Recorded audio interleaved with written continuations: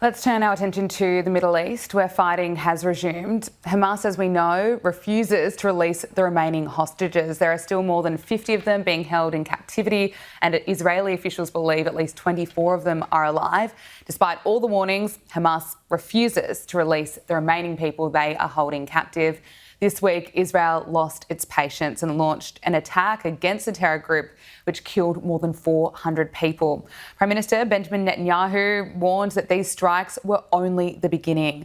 Joining us now is Michael Shoebridge, Strategic Analyst Australia Director. Thank you so much for your time. Look, no one wants to see fighting resumed. How long could this be going on for now? And also, what options are there for Hamas? Well, Gabrielle, there aren't many options for Hamas because Hamas will not agree to what the Israeli government demands. So the Israeli government quite rightly wants all hostages, alive and dead, released, but it also wants Hamas to have no role governing Gaza. And Hamas will not accept that. So we're seeing Israeli ground forces back in Gaza and in that corridor cutting Gaza in half. Yeah, and it's terrible scenes. No one wants to see this. Israeli officials say that Israel will be able to hit even harder due to the support from US President Donald Trump. Are we going to see this play out? I think we're going to see the war continue because you're quite right. With the backing of the new Trump administration, Joe Biden was a bit of a restraining hand on Netanyahu, but he didn't have a whole lot of leverage over him.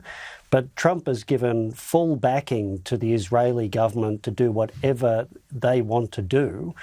And right now, Netanyahu wants to have a second go at killing all Hamas leaders. The problem is when you kill Hamas leaders, new ones climb out of the rubble.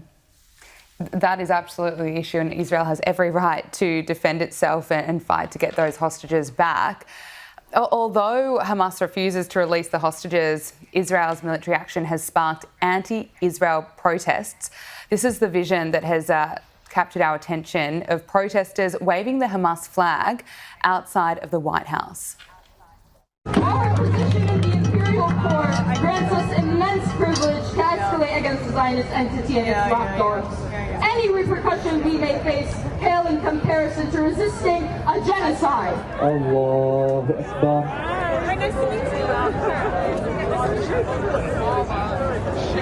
Sami Allahu liman hamida.